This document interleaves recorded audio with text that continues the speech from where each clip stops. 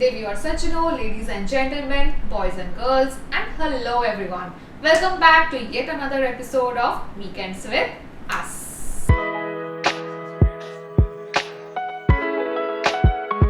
My name is Deblina Ray. And my name is Abhishek Singh. And we would be the first ones to tell you the verdict of what we are going to talk about. Do watch it. Yep, absolute masterpiece. But what are we actually talking about? So we are talking about the movie The Creator. The Creator. Which we watched over this weekend, right? And one of the sci-fi movies I have been waiting for since the trailer was launched. I mean, I did not watch the trailer, but he is someone who always loves watching sci-fi movies, and he's the one who always pulls me also to such movies. I went with zero knowledge and zero expectation of what the movie is going to be all about. And let me tell you, whether you love watching sci-fi movies or not, you are going to absolutely love it. You're going to understand how advanced this movie is and how advanced the use of technology is also. Yeah, very true. I mean, we love watching such movies. I mean, I personally have been watching sci-fi movies since a long time. And this movie is basically based on AI. So if we talk about AI specifically, we have been getting movies since long back, 2001 A Space Odyssey. We had one movie, I, Robot, in 2000s. And then this is one movie. We watched Ex Machina as well. So lots of AI-based movies have been made where the lines are blurred between good and bad of AI, the ethics behind and the morality behind these kind of technologies. So whenever this kind of movie is in production, I definitely look forward to it. The reason is, I believe the movies are meant to show you things which you may not see in real life. Alright? I mean, every movie has its place, like we were discussing yesterday. Yeah. A love story has its place, comedy has its place, action, sci-fi, every movie has its place. But somehow I believe that if you are going to a theatre to watch a movie, I should be seeing something which is quite unique. And this movie gave me that experience. You're absolutely right. I think all type of movies should coexist.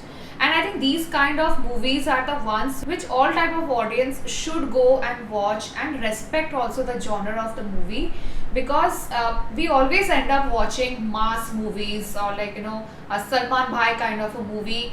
But when we went to the theatre, the number of people were really less for such a masterpiece. So the entire purpose of us making this video is for you to make that conscious decision and for you to be able to make the choice that yes, this is a movie that we need to watch and we should be watching it. So in this movie you will see John David Washington, the son of Denzel Washington. Yeah. One of the very renowned actors in Hollywood. Everybody knows about him. Now Denzel Washington is a very charismatic actor, right? I mean, when you see his movies, his acting, it's just oozing with charisma. And we saw John David Washington, his son, also in Tenet. Yeah. So we saw him in Tenet and we see him here. So we'll talk about him in particular a little later. We see Gemma Chan, who was in a Marvel movie, The Eternals. So you might recognize her from there. Ken Watanabe, he was in Godzilla. Oh, way back. Way back in 2014, Godzilla movie, yeah. Let them fight. Let them fight. That is the line I always remember him from. So these are the main actors. There are lot many other actors as well, but these are the ones you will see the most in the movie. And there is one beautiful kid, like a kid who actually adds to the movie. If you would have watched our movie review for Jawan, you would know that our verdict was that kids in movies should either be playing a pivotal role, at least not be a nagging child and just not a good for nothing child. But here the kid is very cute, very beautiful, adds a lot of emotion to the entire movie as well. There are a lot of Indian actors as well, because a lot of Hindi is also being used. Yes. Let us tell you that this is something which has been based in, they call it New Asia. These are basically the Asian countries, the residents of Asian countries, in which there is one Punjabi guy also who actually speaks in Punjabi. Then there is, I think his name is Amar Chadda Patel. Yes, right. This will be one such movie where the Asians are actually playing a very pivotal role. In the beginning, we actually see a word flash which is Nirmata, and they show a meaning of that word. Now, when they are explaining that meaning, and the meaning is of course fictional and in the context of the movie, but they say the word is originated from Nepal. Now, guys, I mean, I don't know where you are watching from. The Hindi, Sanskrit may or may not be your mother tongue. We are Indians, we know Hindi, we know Sanskrit. So we know that it's not a Nepalese word. I mean, we may be wrong. You can actually write down in the comment section, but it's a Sanskrit word. Yeah. So the fact that they mentioned it as Nepalese just didn't make sense to me. I mean, for someone who has done this much research in the entire movie about Asian culture, that seemed like a glaring mistake Yeah. to put so front and center in the movie. Yeah, because I mean, Nirmata as a word is something that we also use in our language. Right. Because you speak Hindi, Yeah. I speak Bengali. Right. Nirmata means the creator or the origin, Right. both in Hindi as well as in Bengali, and we know that because both the languages have Comes from originated Sanskrit. from Sanskrit, which is the oldest language. Exactly. But if you feel that we are missing out on some information, let us know. But we feel that that is something which could be a miss, because Right. the description of the Nirmata was mentioned as Right. a Nepalese word. Yeah, exactly. Because it comes from Nirman. Nirman is to build something. Yeah. And who does Nirman, who builds something, is called the The Nirmata. Nirmata. So yes, you can let us know in the comment section if we are wrong about this. So it's good to see a lot of dialogues. I mean, Also in Hindi. maybe there were not a lot of faces which were Indian, but you would see and you would listen to a lot of dialogues in the movie which were in Hindi.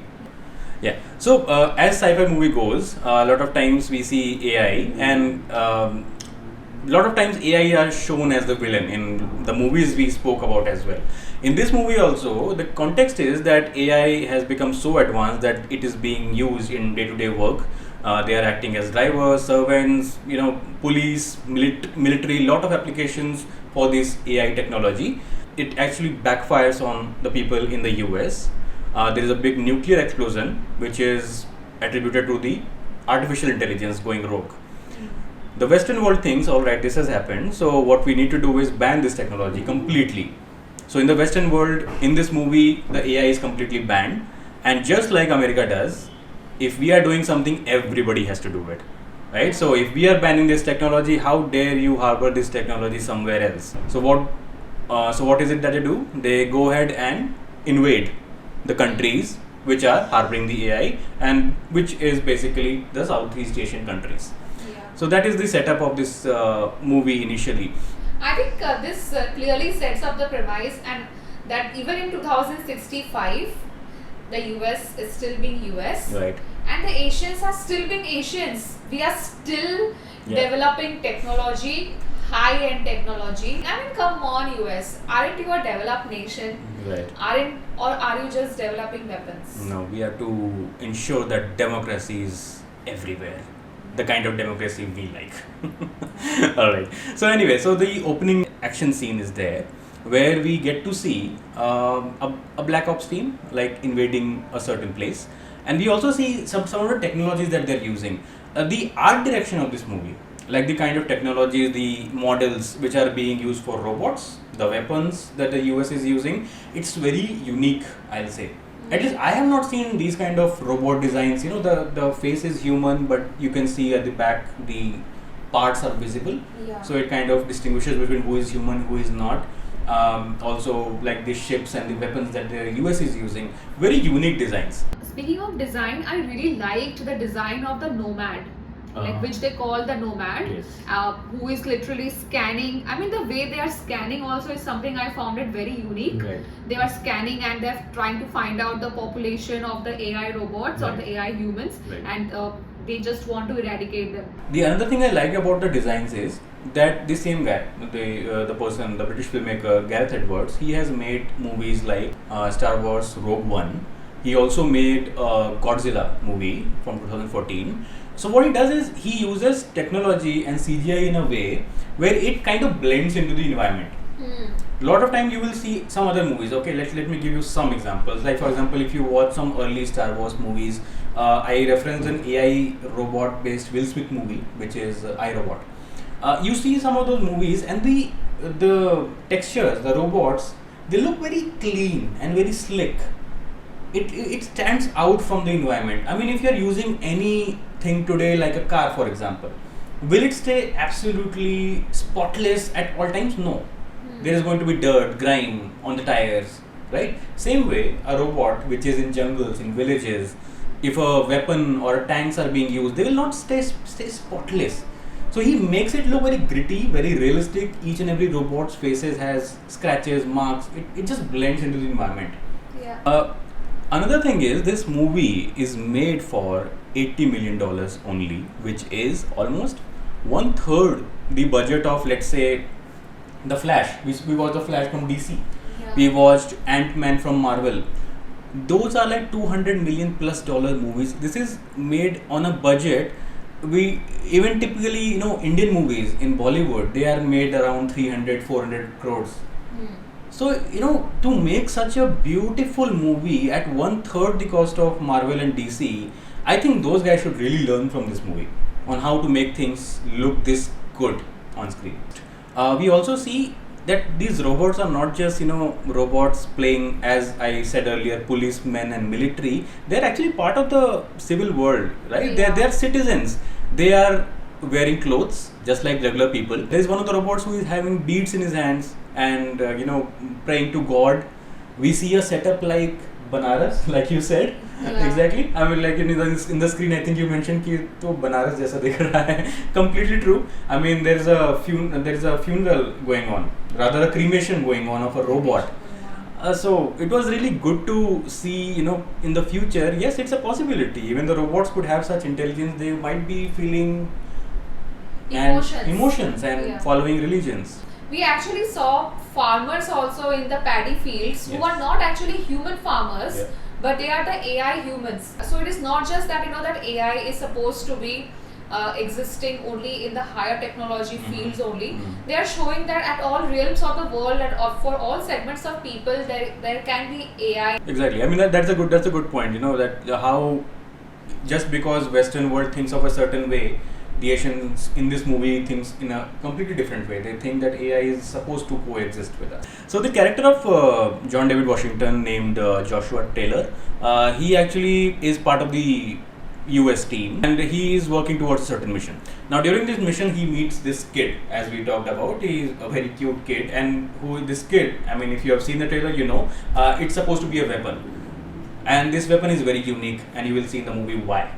And during this course of the movie, it becomes kind of one of those movies where two characters meet, especially like a fatherly figure and a kid character, and they have to go on an adventure, sort of. They are trying to achieve something in their mission. So it becomes that kind of movie where he has to make sure that US doesn't succeed in what they are trying to do. Yeah, which is trying to eradicate all the technology, all the AI technology. That is what they're trying to do. And okay, so now talking about, I said in the beginning I'll talk about John David Washington. I feel personally that he, at least as of now, he doesn't have the charisma of his father.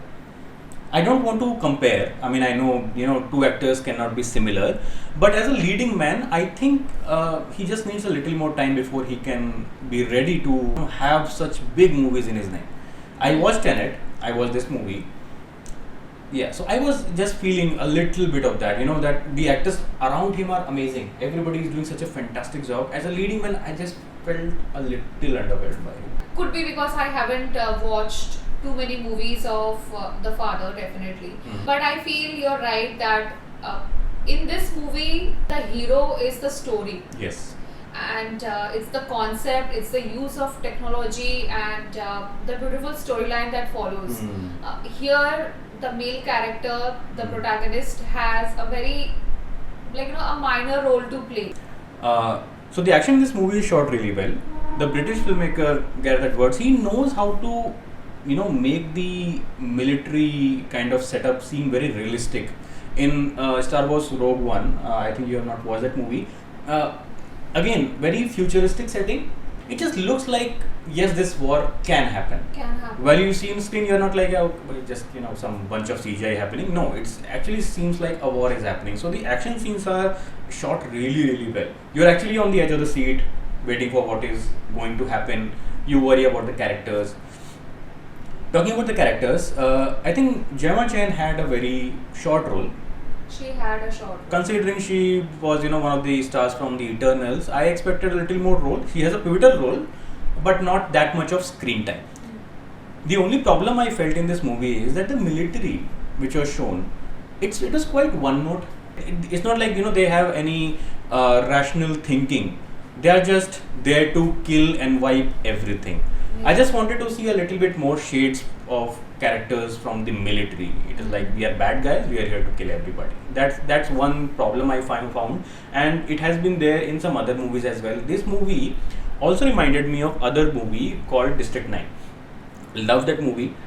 Like, on the surface, aliens have landed onto the earth and they are stranded and they form like a slum, and the movie just revolves around how they are trying to survive and a character who is through that journey. In that also, the military was very one note. That's just there to kill and burn everything. So I just find these kind of representations a little cliched, to be honest. You will also see a lot of inspiration from other movies. The having a fatherly figure working with a child to achieve a certain mission, them forming a bond despite not liking each other in the beginning. There are certain things which are taken from other movies, but overall it just came very well together for me. Like, by the end of the movie, I was like, this is very gripping. I did not feel bored even once. Yeah, there was no exaggeration, there was no stretching, not even for a half a minute. So this movie ends with a grand set piece where the hero is trying to achieve his mission. It also ends on a very emotional note. Yes, Like, it does. you feel emotions in an AI movie. Right. So it was a beautiful ending as well, Right. with lot of messages for the entire audience, for everyone to ponder over the fact that or is AI actually meant to replace humans, or can they also coexist? Yeah, this movie actually ends on a note where the word Nirmata, it actually is mentioned throughout the movie. It actually has a context to it. Like, in the beginning of the movie, they say that Nirmata means something, and in the end, that word is supposed to mean something else about a certain character. So the way they wrapped that arch, during the entire movie, I think was great. In the movie, we also see one Indian actor, as we talked about earlier, Amar Chadha Patel. Now, I'm just curious, okay? I mean, it's not a spoiler. It's just it's a minor character in the movie, so I'm not spoiling anything for you. In the middle of the movie, the character of the robot, the AI, played by this particular actor, dies. And then we see another duplicate of that character come in again. So I'm like, oh, so basically these robots don't really die. Even if they die, they can just come back again because they might be backup of their memories. Right? I mean, especially for police forces, probably that is the case. Maybe not for regular robots among citizens, but at least for the police, maybe that's the case. He comes back again. He dies like just few minutes later. He gets shot in the face and he never comes back again. I'm like, what is the point of setting up that character if he's just unceremoniously going to die again? I just found it a little funny. Anyway, I think this movie is a must watch according to me. We should support movies like this. One can criticize the movie that it has taken from so many other movies in the sci-fi genre, but if we don't support such movies which are to an extent very original, there are elements of inspirations, but it is a very original movie. If we don't support movies like this, we'll keep on getting franchises like Marvel and DC. We'll keep on getting movies which are just sequel, sequel. I don't know. These are just the things which are going on today, and I just hate the fact. I used to be a lover of Marvel movies until I realized how much time you have to invest to know what is going on in this movie. You have to watch like 15-20 movies before you can enjoy this one particular movie. We really need to go back to the times where you could watch a movie in a silo and still enjoy it. So go support this movie, guys. I mean, especially in India, because people may not be aware of this movie that much. We saw empty theaters, did not like it. So please go watch it. Yeah, and even the number of shows are also really less. Yeah. So if you're not watching it now, I'm sure they are going to just cancel the shows as well. And this is a movie which is worth watching in IMAX. So this is a theatrical experience that you need to experience. And Of course, if it comes in your TV or something, you can surely go and watch. But if you have to really experience that technology and the cinematography for that matter, do go and watch it. So guys, I hope you like this review of The Creator from us, and please do like, share and subscribe to this channel.